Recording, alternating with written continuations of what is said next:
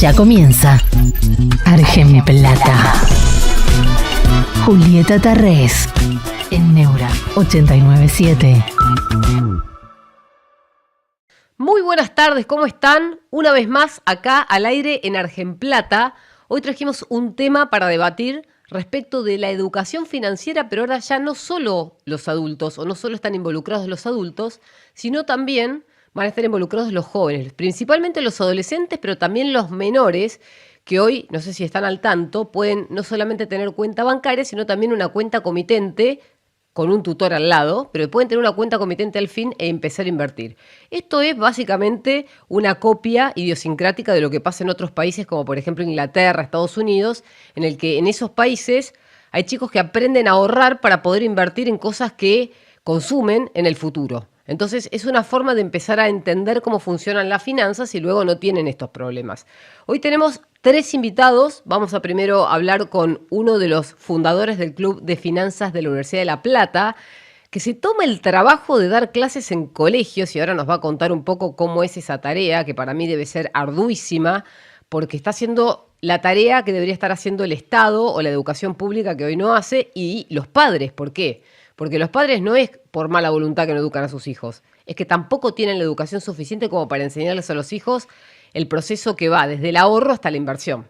Y esto es lo que venimos hablando en estos programas, en los últimos perdón que se me caen los auriculares, en los últimos que hemos estado haciendo en vivo al aire, para que todos aquellos que todavía no se involucraron con las finanzas arranquen, empiecen. La idea de este programa, a diferencia del programa anterior en Neura, es que con la base del libro Argenplata, que ahora les vamos a poner la tapita, Juan, si la tenés a mano, después la ponemos. Ese libro tiene las historias reales de personas que han tenido dificultades. Por ejemplo, ahí tienen. Si lo quieren y lo quieren conseguir, lo buscan en librerías, y si no, fíjense en Google, pueden encontrar los primeros capítulos resumidos, como para tener una idea de qué va. Son historias reales de personas, de argentinos que han tenido problemas con el dinero, pero que también han tenido éxito. Y a veces el éxito fortuito. ¿Por qué? Porque de alguna manera han sabido desenvolverse y copiaron ideas de terceros que les ayudaron a salir del pozo de la situación en la que estaban. Esto es algo que vamos a seguir comentando y diciendo constantemente en este programa y en este espacio, pero voy a aprovechar ahora, para no seguir extendiéndome en la apertura, para saludar a Bruno Cangemi, o Cangemi, como le quieran decir ustedes, ahora lo van a ver, que él es uno de los fundadores del Club de Finanzas de la Universidad de La Plata, entre otras cosas. Bruno, ¿cómo estás? Buenas tardes. Hola Juli, ¿cómo estás? Buenas tardes, ¿todo bien? Gracias por venir. ¿Cuántos años tenés para empezar? 28. Bueno, tiene 28 años y ya está dando clases en los colegios secundarios.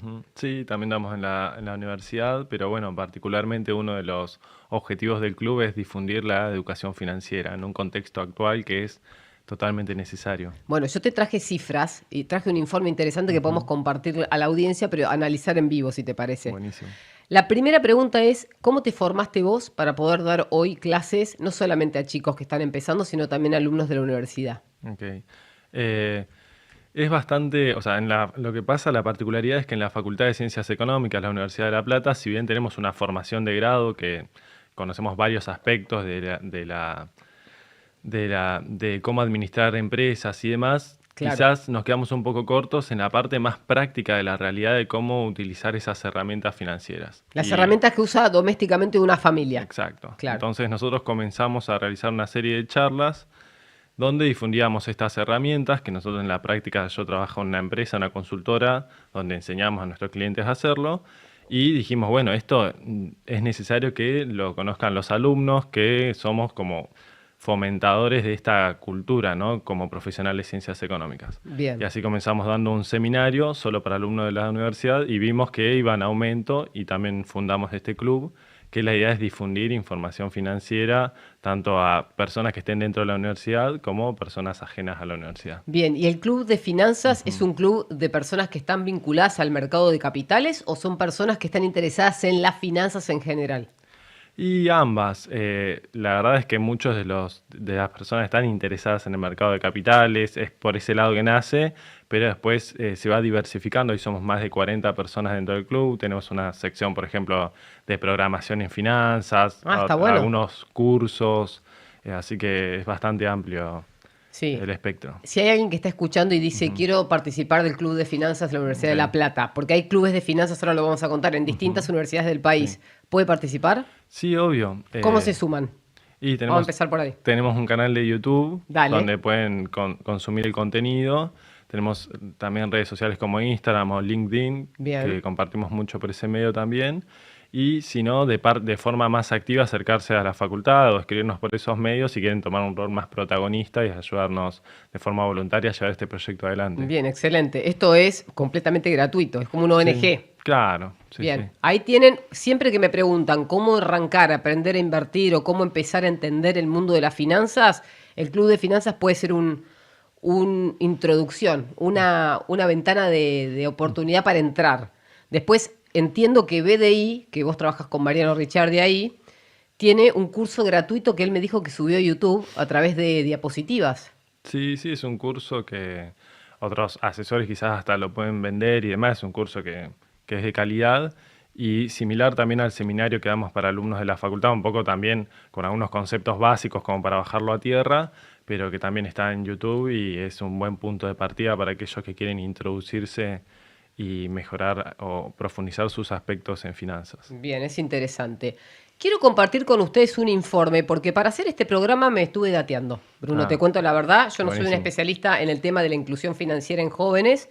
En general tiendo a leer documentos o a hablar con personas que están involucradas en las finanzas personales y en la educación financiera de adultos, sobre todo tomando la población global. En la población global, aunque no lo crean, datos de la OECD, solamente el 36% del mundo, adultos, está educado financieramente como corresponde. El 36%, o sea, nada.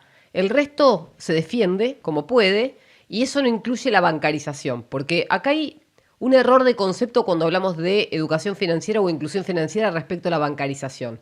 Argentina es uno de los países de Latinoamérica más bancarizado. Tenemos más del 90% de la población bancarizada. Y acá la explicación, esto yo lo he contado, la explicación está en que cuando tenés tanta población que recibe asistencia del Estado, tiene que estar bancarizada, porque si no el Estado no tiene cómo transferirle el dinero de ANSES o de cualquier organismo hacia su bolsillo. Entonces utilizan cuentas de bancos provinciales o incluso del Banco Nación y del Banco Provincia. Y del Banco Ciudad también, por supuesto, bancos estatales. Entonces, estas personas pueden no saber qué hacer con el dinero, pero la cuenta la tienen abierta a su nombre. Eso para empezar. Entonces, ya tenemos más del 92% de la población argentina bancarizada. Estamos hablando de la población que es laboralmente activa.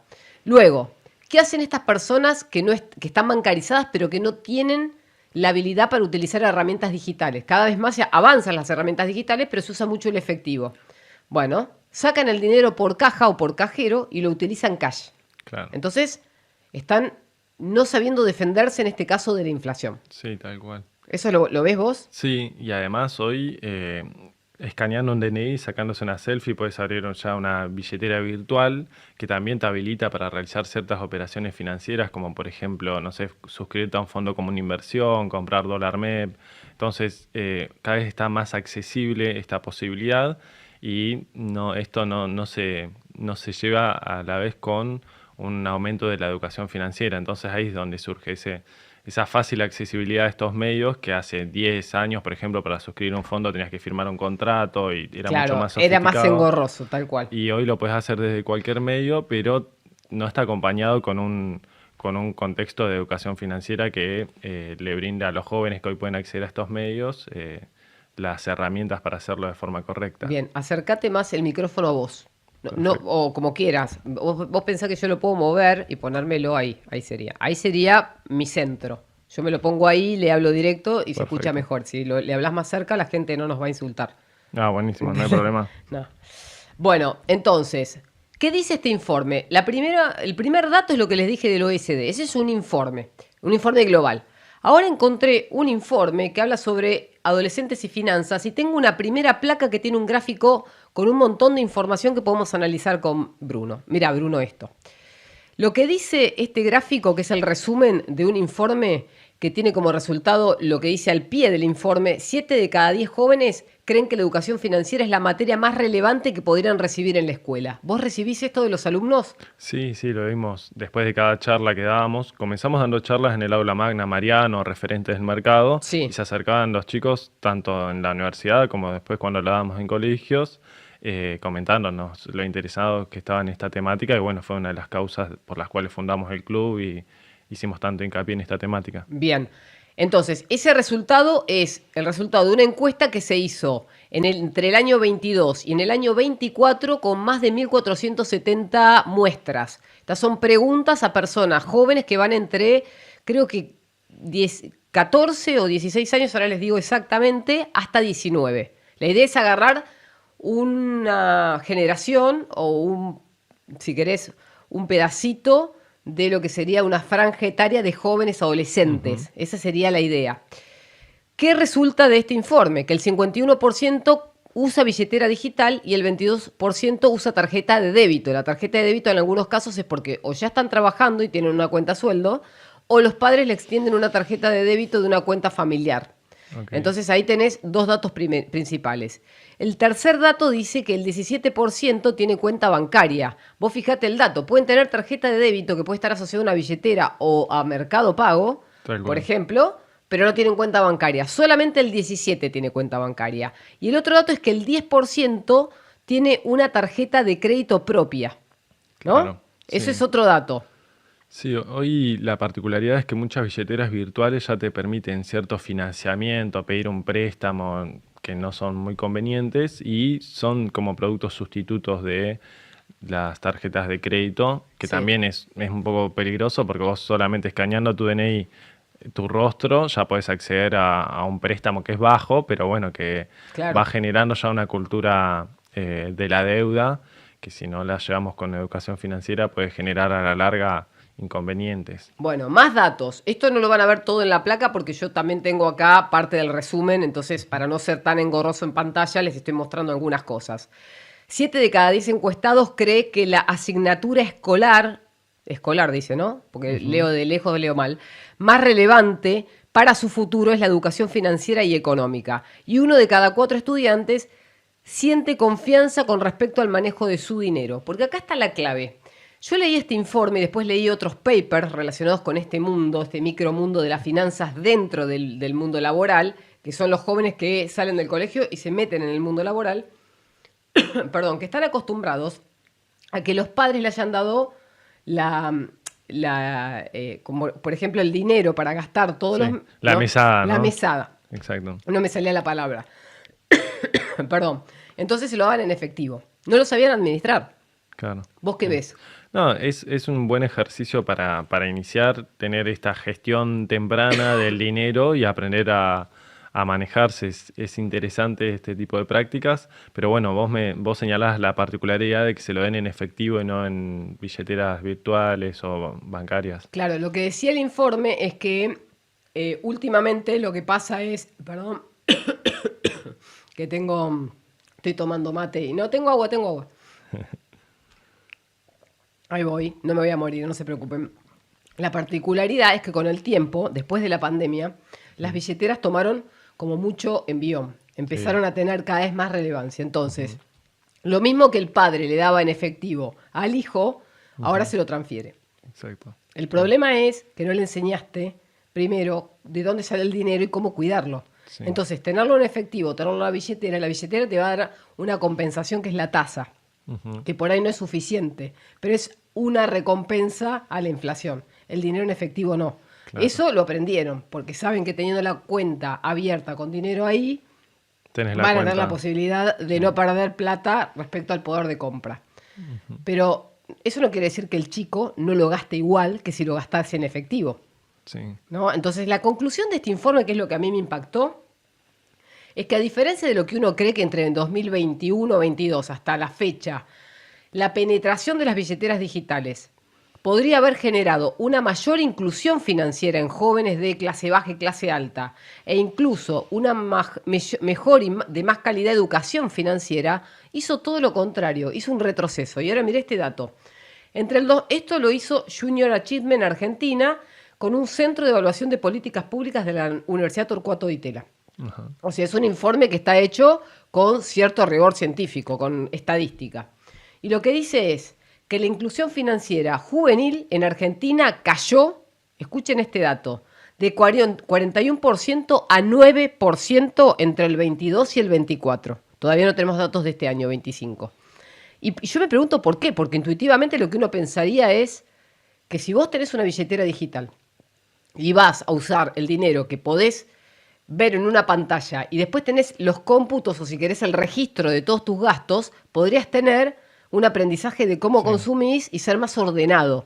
Bueno, pero si vos no estás entrenado para ver eso, ¿lo mirás? No. Claro, no, tal cual. Y en un contexto hoy de la información donde vos entrás a ciertos medios, no sé, en YouTube, y si buscas de forma errónea, podés caer en distintos canales que tampoco son, que favorecen mucho la educación financiera.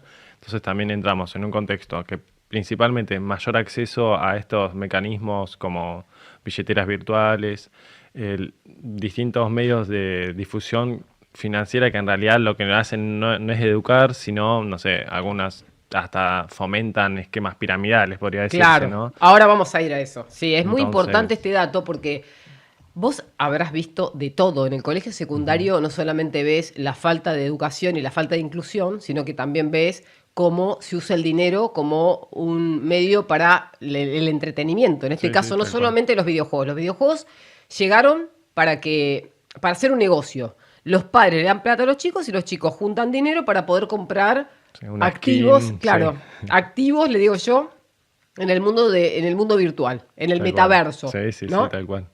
Pero también están las estafas y también están las apuestas. O Sí. sea que tenemos como varios escenarios en uno. Pero volviendo a la educación, lo que dice el informe es que el nivel de penetración aumentó de 51 a 89% en las billeteras en los chicos de todas las clases sociales. Cualquier chico que hoy entre 13 o 14 y 17 años o 19 años, depende del informe que tomemos, tenga un celular, va a tener una cuenta digital de Mercado Pago o cualquiera de ellas, o la que pueda acceder. Sí, tal cual. Con esa posibilidad, ¿qué puede hacer ese chico? Utilizar a través de QR con compras. No hacen otra cosa que eso o compras digitales de tarjetas de videojuego o de transferencias a plataformas de, en este caso, apuestas virtuales. Pero no hacen inversiones. Eso es lo que denotan no solamente este informe, sino las plataformas. No ven que los chicos estén invirtiendo, incluso pudiéndolo hacer. Sí, es que muchas veces la inversión está vinculada primero al ahorro. Entonces lo más difícil capaz para el joven tiene plata y dice, bueno, consumo. Puedo comprarme, no sé, estos activos en el metaverso, puedo orientarme más al entretenimiento, que es lo intuitivo también. Uno quiere el placer instantáneo antes que renunciar a un placer hoy para obtenerlo en un futuro postergado. Entonces, el ahorro quizás es lo contraintuitivo y es lo que uno fomenta también compartiendo cuáles son las ventajas del ahorro. Y recién ahí, cuando hay un ahorro, pensar en la inversión, que las herramientas están. Pero bueno, primero tiene que ir la parte del ahorro. Claro, es fundamental lo que está diciendo Bruno, porque, perdón, hoy estoy alergia, mate, agua. ¿Vos tomas mate? Dale, te acepto. Bueno, de paso le doy un mate. Entre la yerba y la alergia y el aire acondicionado y todo, en cualquier momento me quedo sin voz, pero ténganme paciencia. Bueno, lo que dice Bruno es fundamental. Lo dijimos en este primer programa, en el primer programa de este episodio de Argen Plata. La idea de ahorrar es consumo futuro. Entonces, si alguien no entiende que se ahorra hoy, va a poder consumir más mañana, quizás no entendió cuál es el concepto de la educación financiera para empezar, porque antes de empezar a invertir hay que educarse en un montón de aspectos, que es entender conceptos como qué es una tasa de interés, cómo ahorro, y hay gente que me contesta esto en las redes sociales. Yo no ahorro porque gano insuficiente y no me alcanza. Bueno, hay algo que están haciendo mal. Si no ahorran porque no les alcanza, es porque están haciendo gastos extraordinarios o si están muy ajustados, hay algo que probablemente puedan cortar, incluso teniendo en cuenta que los gastos están ajustados. ¿Por qué? Porque yo conozco gente humilde y jubilados que ahorran. Entonces, si esas personas lo pueden hacer, y estoy hablando de jubilados que cobran muy poca plata de jubilación, no es la mínima, pero es por encima, un poquito por encima de la mínima. Si esa persona puede ser austera, y si un chico que ahorra y tiene plata porque tiene el objetivo de comprarse algo, por ejemplo, la Play 5. Mi sobrino está ahorrando en dólares hace un año porque quiere la Play 5. Los padres no se la van a comprar. Entonces, ¿qué hizo? Cada vez que cumple años pide plata en dólares. Si le dan $10, 20, no le dan mucho. Sí. Entonces le va a llevar un tiempo. Un tiempito largo. Bueno, ahora lleva 2 años juntando plata. Probablemente en algún momento logre una suma considerable y los padres le den la diferencia. Pero le generan el incentivo. ¿Cuál es su objetivo? No gastarlo en ir a los videojuegos, o no gastarlo en un helado el fin de semana con los amigos, o no gastarlo en lo que se le ocurre en el momento. Porque esa plata está destinada a un objetivo. Y yo creo que el ahorro, si no tiene objetivo, no tiene una razón de ser. Exacto, sí. Tanto el ahorro y la inversión, siempre lo primero es, bueno, hacia dónde vamos, tener en claro el objetivo, qué es lo que nos va a incentivar, porque yo voy a renunciar al juego, por ejemplo, el joven o el adolescente que está pensando, no sé, en comprar un Sí. activo en un entorno virtual. ¿Por qué voy a renunciar a eso, a ese placer?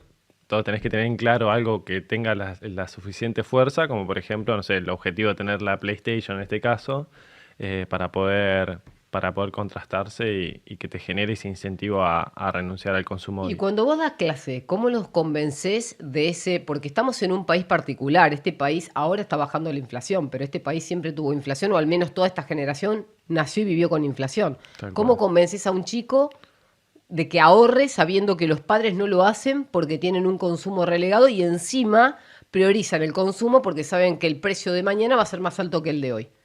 Sí, ¿Cuál es el incentivo? Es un gran desafío. Pero bueno, contemplando que existen, como la inflación es el primer problema que uno puede tener, pero que se puede solucionar o intentar llevar adelante a través de inversiones. En periodos muy inflacionarios, el objetivo es perder lo menos posible. Si vos tenés tu contraste o tu costo de oportunidad, como decimos en la economía, es dejar la plata estancada si vas a ahorrar. Entonces, en contraste con eso, existen ciertas alternativas que nos permiten invertir y perder lo menos posible o hasta ganarle en algún contexto a la inflación. Pero muchas veces lo principal es Sí. que comiencen entendiendo el concepto de tasa de interés que vos mencionabas, Sí. cuál es la tasa de interés libre de riesgo que se dice para poder contrastar una inversión, no caer en una estafa. Ese es como el concepto principal. Una vez que ya pasamos la fase del ahorro, entender en términos relativos qué inversiones tienen un riesgo considerable y qué inversiones tienen un riesgo bajo. Bien, Entonces, está bueno eso. ¿Y vos entendés que los chicos cuando les estás explicando eso, sobre todo los más jóvenes, los que están en el secundario, se interesan por este tema o les aburre? sí, sí, eso y también la parte macroeconómica. Los jóvenes hoy también quieren entender en un país como Argentina que fluctúa constantemente las variables macroeconómicas, entender, bueno, ¿por qué pasa esto? ¿Por qué el dólar sube? ¿Por qué el dólar baja? Que son preguntas que uno se hace Sí.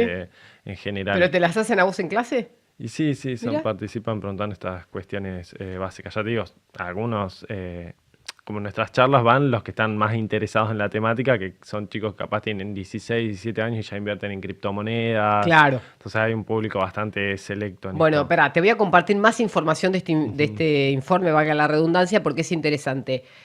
Pónganme, chicos, la placa 1, si pueden. Mirá este dato. Dice, ¿cuál es la tendencia de los instrumentos financieros en base a 2 franjas etarias? ¿De 14 a 16 o de 17 a 19? En la primera parte, cuando se habla de billetera digital, tarjeta de débito, tarjeta de crédito, cuenta bancaria sin instrumentos, estos son como 3 periodos. 3 estatus del informe. La franja etaria, el género y si es de clase media, baja o alta según el ingreso, digamos, Perfecto. o la familia, el ingreso familiar. Entonces, la franja etaria dice que entre 14 y 16 la billetera digital tiene más de un 80% de penetración y de 17 a 19 todavía más. La tarjeta de débito es más alta entre 17 y 19 porque probablemente algunos ya trabajen o ya tengan la posibilidad de tener independencia económica porque tienen ingresos o ahorros, entonces usan tarjeta de débito, mientras que de 14 a 16 es menor. En el caso de crédito es proporcional a la de débito en un volumen más bajo. La cuenta bancaria crece mucho entre 17 y 19 porque hay chicos de nuevo que trabajan respecto de las de 14 a 16. Sin embargo, fíjate que sigue siendo un número bastante más alto de lo que yo hubiera pensado. Tiene 20% sobre esa población. Y por último, que no tiene nada sin instrumentos, me llama la atención que sea tan desparejo, teniendo en cuenta que los otros valores son bastante proporcionales. Pero bueno, sin instrumentos quiere decir de que 14 a 16 no tienen ni billeteras, ni tarjetas de débito, y de 17 a 19 son los que más tienen. Es decir, sin instrumentos son menos la población de esa edad, de esa franja etaria, que no tienen nada, que usan solo el efectivo. Ahora, fíjense cómo se repite el patrón cuando vamos al género. Mujeres y varones, ¿no? Todos los conceptos parecidos, salvo tarjeta de débito, en el que los varones tienen más, lo mismo con la tarjeta de crédito y la cuenta bancaria igual. Sin instrumentos, lo mismo. Las mujeres tienen menos inclusión financiera, eso es un dato, Sí. porque son chicas de 14 a 19 que los varones. Es decir, que muy probablemente los varones se interesen más por las finanzas que las mujeres. Y esto lo vemos siempre. Sí, en el Club de Finanzas mucho lo hablamos con las pocas chicas que hay, decimos, traigan a sus amigas, ¿viste? Y dice, no, la verdad es que no les interesa. ¿Por qué lo decimos? Porque es feo desde un lugar donde fomentamos justamente y detectamos este problema, que miren y somos 40 participantes y Claro. somos 35 hombres, entonces, Claro. y lo vemos también tanto en las inscripciones a las charlas y demás.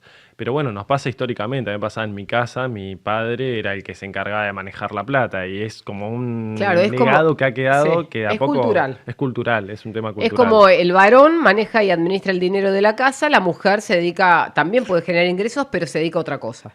Esto tal es cual. bastante común en las generaciones en mi caso, de mis padres, a pesar de que yo tengo una madre independiente que siempre trabajó y siempre administró su plata, pero digo, es muy común de esa generación, de la generación de mi edad, no sé la tuya, si tenés amigos casados. Sí, como que se empieza a romper un poco eso, pero todavía se siente que hay cierta resistencia y como que el cambio va, pero es paulatino. Ya te digo, lo veo en los datos de la población de nuestras charlas. Claro. Como todavía el interés no es tan... O sea, faltan generaciones para que las dos personas de una pareja, en este caso está conformada por un varón y una mujer, sea parecido. Porque si son Sí, dos varones o dos iguales. mujeres es más fácil empatar. El tema es cuando vos sos varón y cuando la otra persona es mujer, o cuando sos mujer y la otra persona es varón, y entonces, ¿ahí qué pasa? El varón a veces tiene ingresos más altos, entonces se dedica a manejar más el dinero del hogar o de la familia, o incluso de la pareja, a veces son novios, y ella le lega todo el ingreso para que él se lo administre, entonces pierde libertad financiera. Hay uno de los conceptos de finanzas personales que te dicen, ¿qué es la educación financiera? La libertad para poder disponer de fondos para invertir o para usarlos en lo que vos quieras. Exacto. Si vos no tenés esa libertad, no estás educado financieramente. ¿Por qué? Tal cual. Porque vos podés tener ingresos toda la vida, pero si no pudiste hacer algo con el dinero que fuiste ganando, perdiste todo tu capital laboral durante los años prósperos. Después entras en un declive y llegás a un momento en el que no tenés distancia con el retiro, no tenés tiempo. Sí, ya vi de consecuencia del pasado, básicamente. Consecuencia del pasado, exacto. Y por último, el último dato que es interesante es clase baja, clase media, clase alta. Fíjense cómo en la clase baja se marca una diferencia entre el medio y el alto. Siempre, por supuesto, es proporcional. Pero, por ejemplo, en el caso de tarjeta de débito están empatados. Sí. Están empatados. Ese dato me llamó la atención. Ahora, no me llamó la atención sin instrumentos. Porque ahí la clase baja tiene menos instrumentos porque no tiene culturalmente en su casa la idiosincrasia de tener instrumentos y usan el efectivo. Bueno, y la tarjeta de crédito también se ve... Bastante empatada. Sí, Aunque hay una especie de... sí, hay un escalón. Pero fíjense cómo en la cuenta bancaria la clase baja tiene más respecto de la clase alta. ¿Por qué se da eso? Porque probablemente esos chicos hayan cobrado AUH. Ah. Entonces en la familia ya tiene una cuenta bancaria y puede llegar a tener una cuenta bancaria a su nombre. Alguien que esté cursando los últimos años del colegio secundario. Claro. Próxima placa, miren este dato. Ahí dice, ¿cuál es el indicador sobre la percepción del conocimiento que tienen los jóvenes? Este es el año 22 y el año 24 comparados. Lo que dice la referencia, el color, es bajo, medio y alto, es poder adquisitivo. Los jóvenes de menor poder adquisitivo creen que tienen menos conocimiento,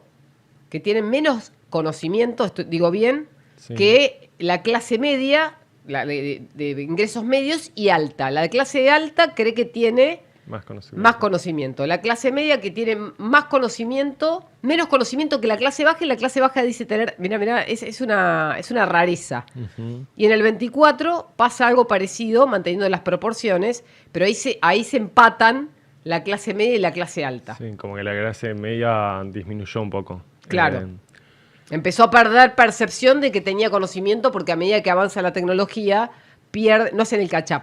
Lo que Sí. yo le digo el catch-up. O sea, Sí, no sí. se ponen en línea y al día con los instrumentos financieros, como decía Bruno antes, que es no solamente abrir la billetera, sino una crypto wallet o incluso comprar dólar MEP a través de Mercado Sí. Pago. Pasa que capaz hace un tiempo manejabas una cuenta bancaria, entendías lo que era una tarjeta de crédito y ya percibías que entendías de finanzas. Y actualmente se conoce y es de público conocimiento tanto que existen las criptomonedas, que existen distintos activos como financieros, bursátiles, que antes capaz acciones decían, y Sí. como era algo en general que no la gente no tenía Claro, y conciencia. hay mucha cosa dentro. Si vos haces doble clic en acciones, te encontrás Exacto. con un mundo entero. Hoy es normal, no sé, ir a un asado. Está bien que yo estoy sesgado por Vos estás muy sesgado, sí. Te cuento que vos no sos el promedio. Bueno, pero mis padres me dicen, no, porque sí, ¿cómo es eso de las finanzas? Porque ellos como que también tenían cierta resistencia. ¿Cómo es eso? Porque fuimos a un asado y ellos me vinieron a preguntar cómo invertir porque fue un asado y un conocido de ellos invertía. Si no, es como que estaban, viste, marcando Pará, la distancia. sacame la placa que voy a hablar de este tema con Bruno. Contame, vos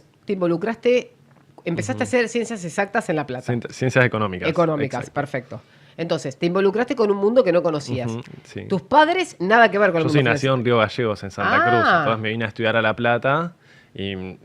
Nada que ver. Nada que ver, Ok. otro contexto. ¿Y en tu total. casa hacían plazo fijo o no? ¿O qué? Sí, sí. ¿Cuáles eran los instrumentos de ahorro? Actualmente mi padre, una gran parte la tiene invertida, pero no sale su porcentaje en plazo fijo, que es lo que él conoce, es lo que a él le da seguridad. Pero A pesar de que vos sabés y le enseñás, él no sí. sale de ahí. Pero siempre fomentaron esta cultura del ahorro, de la alcancía en su momento con las Sí. monedas. Que acá entonces, en la Argentina, en tu generación, no sirve mucho para nada, pero te enseñaron que tenías que guardar las monedas Sí, ahí. tal Ok, cual. ese es el primer paso. Ahora vamos a ver un video que es muy interesante para ver cómo le enseñan en España y en México.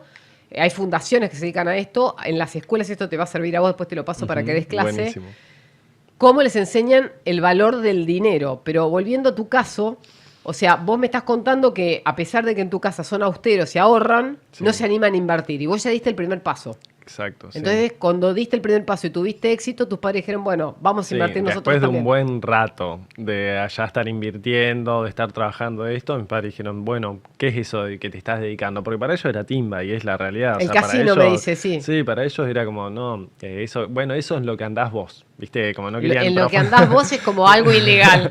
Claro, no Sí. querían profundizar mucho y bueno, cuando ya vieron que era algo serio, que otros amigos estaban invirtiendo, que estaban... Y bueno, eso es entonces a lo que te dedicas vos, a eso de las obligaciones negociables, las acciones, cómo es para invertir. Así que bueno, después sí abrí una cuenta en un broker y comenzaron a invertir. Bien, interesante. Esto está bueno porque muchas veces en las familias de estos temas no se hablan. Vos sabías que en el libro, en Argenplata, yo cuento que uno de los grandes temas de la Argentina es el tabú de hablar del dinero. Sí. A mí me enseñaron, cuando era chiquita, que en la mesa no se hablaba de plata. No, totalmente. En mi casa, Es de mal gusto. Sí, en mi casa también está mal visto. Está mal hablar visto. de plata, Ahora, sí. ¿por qué en otras sociedades se habla culturalmente de plata sin que sea un tabú? Por ejemplo, no hablo de Estados Unidos o de Europa, India. India, yo esto lo conté varias veces, vos llegás a India y ni bien te encontrás con un indio que habla inglés, lo primero que te pregunta es ¿cómo te llamás? Lo segundo es ¿cuánto ganás al año? Y para ellos es como una referencia de estatus, porque ellos viven con castas. Entonces quiere saber con quién se está vinculando en función de los ingresos anuales en dólares que vos tenés. Y te lo preguntan Claro. y vos ni siquiera lo habías pensado. Decís, no sé cuánto hago al año. A ver, déjame hacer el cálculo, porque vos cobras por mes y capaz que nunca anualizaste tu salario. Y ese es el otro dato. Nadie nos enseña, desde que nacemos en Argentina, nadie nos enseña a anualizar nada. Uno tiene que anualizar no solamente los ingresos, los gastos. Si Sí. yo todos los meses pago, por ejemplo, televisión por cable o Wi-Fi, bien antiguo, y no lo anualizo, yo no sé cuánto estoy gastando en proporción al ingreso anual que tengo. Exacto. Bueno, en otras partes del mundo los seguros también son todos anuales. Claro. Y esto que vos mencionabas de preguntar, bueno, ¿cuánto ganás? Es un tema que es tabú y bueno, en el Club de Finanzas un poco hay muchos chicos que ya son profesionales, que están trabajando en el mundo financiero Sí. y otros que quieren dedicarse a eso, pero están cursando, no sé, primer año. Entonces se da mucho estas temáticas entre futuros profesionales, actualmente profesionales, y debatir estos temas. Che, bueno, ¿cuánto se remunera en el mercado? ¿Qué salidas laborales tenés como profesional de ciencias económicas para dedicarte a las finanzas? Capaz que... Hay mucha demanda ahora. Sí. Esto no sé quién lo despertó, si fue la pandemia o qué, pero sí entiendo que... Alguien me contó el otro día que en Estados Unidos, después que ganó Trump, hicieron una estadística en las universidades y a pesar de que había votantes de Trump y votantes demócratas, o sea que eran ideológicamente opuestos, el 80% de la demanda de los estudiantes de las grandes universidades preferían las ciencias exactas, la economía, la finanza, la administración de empresas, porque veían que ahí tenían un futuro laboral. Fíjate Sí, el tal dato. cual. Y estamos hablando de que en Estados Unidos siempre fue una oportunidad laboral dedicarte a las finanzas, pero no mucha gente se dedicaba. Ahora lo están viendo como una oportunidad porque está mucho más difundido. Yo creo que tiene que ver con la difusión, con los influencers, con las redes sociales, ni hablar con los medios, con los streamings. Sí, sí, sí, tal cual es una temática que está bastante en auge. Sí. Y a nosotros pasa, vos decís contador, bueno, te dedicás a liquidar impuestos, sueldos, haces contabilidad, como que no se veía tanto. O Claro, puedes laburar en un banco, no sé, atención al público, agente de cuentas. En cambio, actualmente hay un montón de salidas laborales, ya sea trabajando en un broker, trabajando en cualquier Sí, ser lugar. asesor independiente. Ser asesor Te también. da, de te forma da libertad independiente. financiera. Exacto. Vamos a compartir un video. Ahora, yo tengo más placas, pero para no aburrir a la audiencia, quiero mostrarles un video. El segundo video, Juan, si lo tenés, el de YouTube, que te marqué el minuto 2:20, para que vean, esta chica es una educadora financiera de YouTube, es una youtuber, que le explica a los padres cómo le tienen que enseñar el valor del dinero a los chicos más chiquitos. Acá no estamos hablando solo de adolescentes, sino de los que van al colegio primario. Y fíjense lo que ella dice, vamos a ver un extracto. Después, si quieren, les paso el link para que lo vean en completo.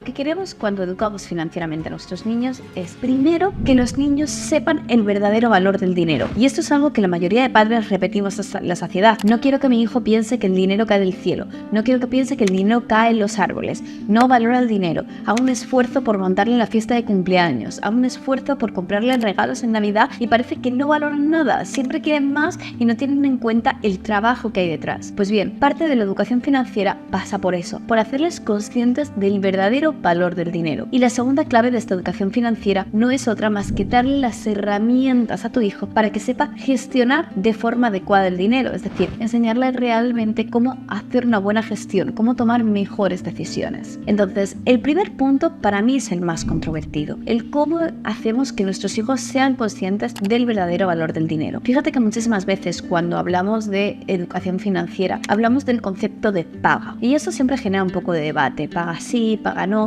es mejor darle paga a tus hijos, es mejor pagárselo tú todo. Pues bien, yo te diría que si las opciones que me estás dando son o le doy una paga a mi hijo para que él se la administre y decida dónde va a ir el dinero, o asumo yo todos los gastos de mi hijo, es decir, ropa lo pago yo, salida al cine te doy yo el dinero, X videojuego te lo pago yo. Entre esas dos opciones, sin duda, prefiero la opción paga. ¿Por qué? Porque con esto le vamos a dar cierta autonomía, va a empezar a tomar decisiones en cuanto a cómo organizar el dinero. Y ahora hablaremos de esta parte. Sin embargo, hay algo que no me acaba de convencer en este concepto de paga, y es precisamente cuando lo relacionamos con este no quiero que piense que el dinero cae en los árboles. Mirad, lo que ocurre cuando le das la paga a un niño es que automáticamente estás generando en él la sensación de, ok, yo no puedo trabajar, yo no me puedo valer por mí misma financieramente hablando, y hay otra persona que se tiene que hacer responsable de mí, en este caso mis padres, que están obligados a darme ese dinero. Entonces está bien, le damos un dinero que sabrá cómo administrarlo, pero no estamos haciendo nada por esta primera parte que decíamos de la educación financiera, ¿no? Por este unir los conceptos de, oye, el valor del dinero con el dinero recibido. No estamos generando en él una conexión entre realizar un esfuerzo y recibir una remuneración acá. Entonces, ¿cómo podemos conseguirlo? Fíjate, cuando son muy pequeñitos, yo creo que una de las mejores maneras de hacerlo es hablar abiertamente de dinero. En muchos casos, en muchas familias, el tema del dinero sigue siendo un eterno tema tabú, y realmente tiene que ser un tema que se hable con naturalidad en casa. Es decir, tenéis que hablar de cuánto ganáis, de cuánto ahorráis, de dónde gastáis el dinero, de cuánto gastáis, de temas que los incumben a ellos, como, oye, pues, ¿por qué no podemos comer todas las noches fuera de casa? ¿Por qué no podemos, no sé, ir de vacaciones todos los meses? ¿Por qué no podemos comprar todo lo que queramos cuando entramos en una tienda? Bien, pues porque todo eso cuesta un dinero, ¿no? Y el dinero es una cosa limitada. Así que, primera cosa, hablar abiertamente de dinero, transmitir estos conceptos sin miedo, hablar tranquilamente de cuánto cobramos, de cuánto gastamos, de cuánto ahorramos en casa. Segundo, cuando son muy pequeñitos, incluso hacer juegos, ¿no? Hacer juegos donde ellos tengan que comprar algo, donde tú digas, oye, esto vale tanto dinero, y ellos te dan el dinero. Esto te hablo de niños muy pequeñitos. ¿Por qué? Porque así poco a poco vamos estableciendo esa conexión entre compro algo y ese algo vale un dinero, no tengo que pagar un dinero. Y muy importante también, vamos a ver cómo recibimos ese dinero, contando cuentos, haciendo juegos en los que una persona desempeñe un trabajo y a cambio reciba una remuneración. Fijaos que esto es muy importante. Yo creo que habitualmente nos centramos en lo segundo, ¿no? Todos hemos jugado con un niño a las tiendas, a la caja registradora. Estos son 5 euros, estos son 10 euros, esto es tanto. Nos da el dinero, le damos el cambio y está bien. Pero realmente, si no le enseñamos que ese dinero tiene un valor detrás, que ese dinero, como decíamos antes, es la consecuencia de realizar un trabajo, de hacer un esfuerzo, esto se queda muy vacío. ¿Por qué? Porque después el niño verá el dinero, pero no entenderá el verdadero valor del dinero. De la misma. Bien, quedó claro el concepto, ¿no? O sea, me parece muy didáctico y además muy pedagógico, sobre todo porque está hablando de menores de 13 en este caso, que también se puede extender a más de 13, pero ya tienen otro nivel de comprensión, ahí les podés hablar desde otro lugar. Por ejemplo, yo conozco casos de padres que le dicen, bueno, vos querés una mensualidad de determinado dinero para ahorrar o para gastarlo con tus amigos, lavame el auto. Que parece muy arcaico, pero yo me acuerdo, si yo lavaba el auto a mí me compensaban y a veces incluso lo hacía sin que me pagaran. Pero ponele que hay chicos que no tienen ganas de lavar el auto al padre. Bueno, el incentivo es que le pagues. Si vos le pagás a cambio de un servicio que le das a la familia en este caso, porque el auto es de toda la familia, y te sentís realizado porque hiciste algo por lo que cobraste. Entonces la próxima vez que necesites plata, le pedís a tu papá de hacer algo o a tu mamá de hacer algo que pueda ser remunerado para que vos entiendas cuál es el trade-off. Es decir, yo hago algo y me pagan. Y eso es la vida. Sí, yo para conseguir ingresos tengo que hacer algo. El ingreso no viene del árbol, como dice el video. Y el otro tema es el tabú. Hablar en la mesa o en las reuniones familiares no del patrimonio familiar, sino de lo que la familia puede afrontar o no, de por qué el dinero es difícil de conseguir, o sea, lo costoso que es laboralmente, porque esto también pasa en familias con mucho dinero, que los chicos están acostumbrados a que como los padres están dispuestos a pagar por todo porque tienen el dinero, no toman relevancia de lo importante. Y después tienen esas vidas en las que se gastan los patrimonios que heredaron, no los patrimonios que generaron. Hay chicos muy inteligentes que han aprendido a administrar patrimonios de los padres y de los abuelos. Y hay otros que se han patinado, hay historias famosas, que se han patinado digo, se han gastado todo lo que han generado los padres y los abuelos porque no supieron nunca, no fueron educados y no supieron cómo administrarlo. Hay un tema ahí cuando veo este video que todavía hay un prejuicio. Hace poco habíamos subido a las redes, hace algunos meses, la hija de Marian invierte, Marian le hace un juego donde le va comprando acciones, ella va siguiendo una cartera. Y mucha gente comentaba en los comentarios, valga la redundancia, súper ofendida con, no, los nenes tienen que estar jugando con las Barbies, las nenas con las Barbies, los nenes con los juguetes, no. Es un concepto un poco arcaico. Claro, ese. No, ¿cómo va a estar manejando plata? ¿Cómo le vas a estar hablando de plata? Tiene que estar pensando en otras cosas, en los dibujitos. No, pero aparte ese chico hace la inversión con el padre, pero después juega. Sí, no es que una cosa reemplaza a la otra, ¿no? Exacto, sí. Y hubo muchos haters diciendo eso. Hubo de las dos partes, pero bueno, a mí me llamaba la atención esto y sí, es lo que vos decís, no es que son sustitutos y bueno, ya está, nunca más va a jugar a los juguetes. Va a seguir haciendo, pero con un conocimiento que yo pienso y digo, qué bueno, qué interesante el día que tenga un hijo también inculcarle esto a través del juego, porque es un juego. No es que ella está cargando una orden, market en el broker. O sea, simplemente él le explica, bueno, esta empresa, Coca-Cola, vos tomás Coca, ¿te gusta, no te gusta, invertirías? Y así sucesivamente. Sí, la hace elegir. Me contó Mariano Ricciardi, que habitualmente es asiduo de este programa, me cuenta que además, cada vez que él pone plata por ella y en lugar de dársela, se la invierte, le da un cupón escrito en un papel que dice esto vale por tantos CDRs de Coca-Cola o por tantos CDR de la empresa que ella elige. Y le enseña cómo elegir, porque le va mostrando qué empresa es cada cosa, qué hace esa empresa y si a ella le interesa o no ese mundo. O sea, la va educando.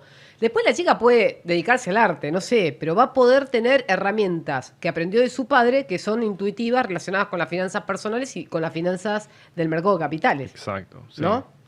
Después hay otro tema que me gustaría compartir con vos, que también nos fuimos a recontra de tiempo y tengo más invitados luego, así que vamos a apurar esto. Pero en el último gráfico, en el que hablamos un poco de cómo es la relación de los jóvenes con las redes sociales, en el anteúltimo, en el gráfico 6, la fuente de información financiera para los jóvenes. Fíjense este dato. Si querés poner toda la pantalla, nos podemos ir nosotros si querés. De nuevo, el mismo orden. La franja etaria, tenemos el género y tenemos la clase social. ¿Cómo se informan los jóvenes sobre las finanzas o la educación financiera? En las redes sociales.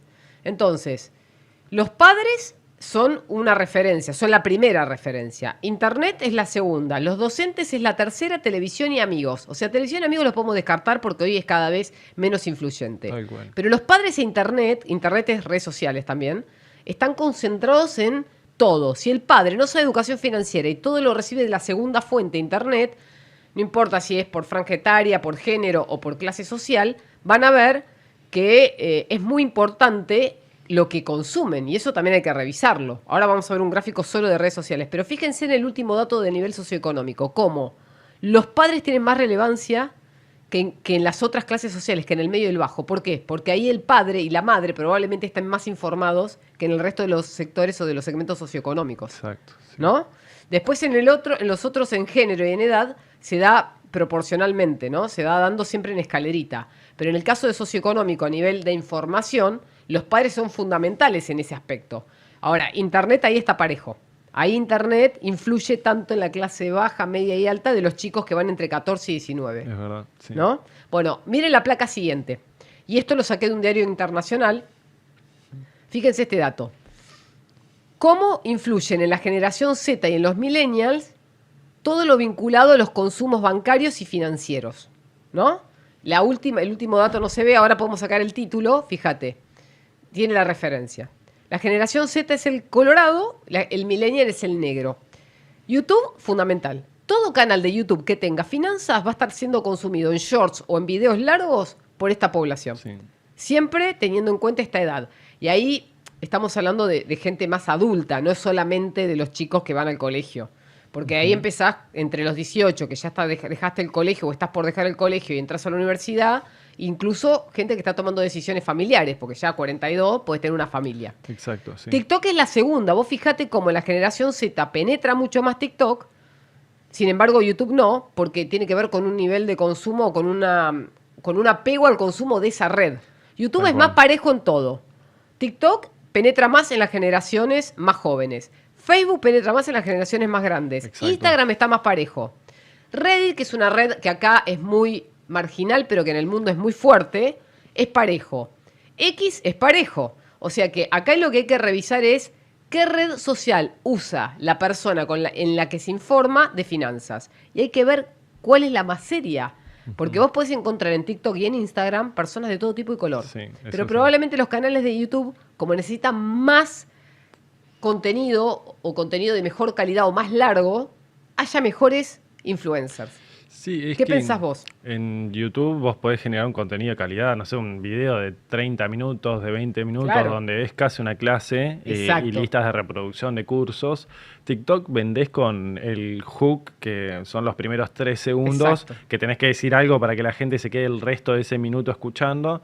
Y muchas veces es más, eso genera que por propio algoritmo que vos tengas un tipo de contenido mucho más superficial, que al fin y al cabo lo que vende son esos 3 segundos que digo, no sé, te enseño a ganar un 20% en Claro. 5 días. Bueno, pero ¿por qué? Fíjate esto, ¿por qué proliferaron los estafadores virtuales? Por TikTok primero y después por videos cortos de shorts que no llegan a ser contenidos desarrollados. Exacto. Cuando esa persona empieza a explicar y a desarrollar su concepto o su teoría de éxito en las ganancias financieras, no tiene sustento. Entonces, cualquier chico, y acá hay un dato, en el informe que estaba leyendo hoy, más temprano, de Junior Achievement, lo que decía era que en las generaciones del colegio secundario entran mucho a las apuestas virtuales, pero no son víctimas de estafas, porque son más propensos a no creer lo que dicen las redes. Es un consumo irónico para ellos las redes. Claro. Ahora, cuando yo superás los 20 años, tomás las redes más en serio. Y es un Sí. dato ese. No sé si te pasa en el colegio cuando das clase.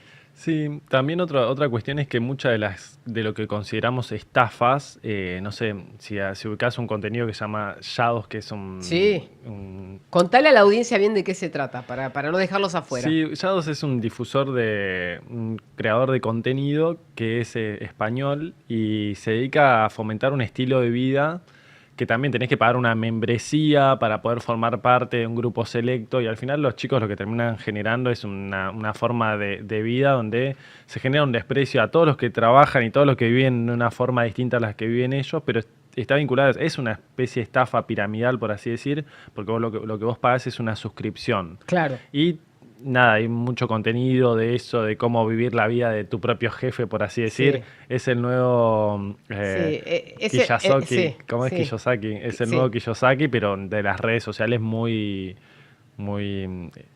difundido y bueno, que genera que los jóvenes hoy gasten plata en eso, no terminan generando nada, no terminan generando más educación. Es que les estás dando la herramienta, por ejemplo, les ofreces libertad sin el conocimiento previo. Entonces, ¿cómo va a ser libre si no sabe hacer nada? Sé tu propio jefe, ¿haciendo qué? Si primero no, tenés que aprender para ser tu propio Exacto. jefe, después tenés la libertad de elegir hacer lo que quieras. Para concluir, porque ya se nos va el tiempo, ¿cuál es tu conclusión respecto a esto que estuvimos hablando? ¿Qué es lo que, de tu experiencia como docente y de tu experiencia como fundador del Club de Finanzas y viendo los datos?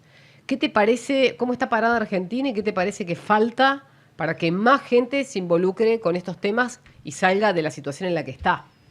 Desde nuestro lugar lo que siempre buscamos, somos una universidad de prestigio, difundir, porque para competir con estos otros creadores de contenido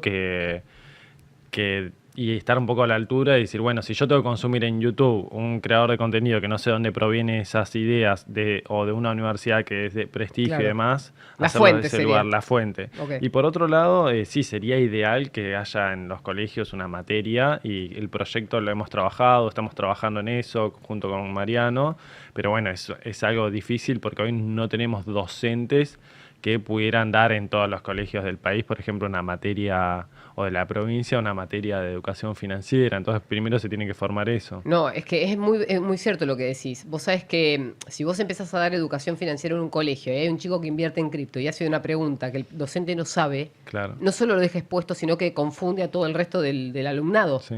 Entonces, en muchos colegios temen ingresar con este tipo de contenido a la currícula, aunque sea extracurricular, porque no tienen personas capacitadas. Y las personas que se dedican a dar clase son pocas en este mundo. Por ejemplo, vos que recién por ahí estás empezando tu carrera, pero cuando vos te conviertas en inversor o en trader o no sé lo que querés hacer, o en un advisor corporativo, Ok.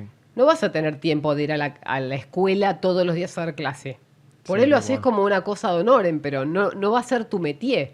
Entonces también es cierto que si estamos hablando de que una sociedad entera no tiene educación financiera, yo lo veo poco posible. Sí, sí, es utópico, pero bueno, vos me decías cuál sería el ideal, hacia dónde vamos, sería interesante llevar adelante eso, y bueno, después es una cuestión cultural, que con el tiempo, generación a generación, se irá dando. Hoy notamos que hay una necesidad de que estemos más educados financieramente como sociedad, y bueno, de a poco con programas como este, con el libro y demás, van generando una sociedad más educada.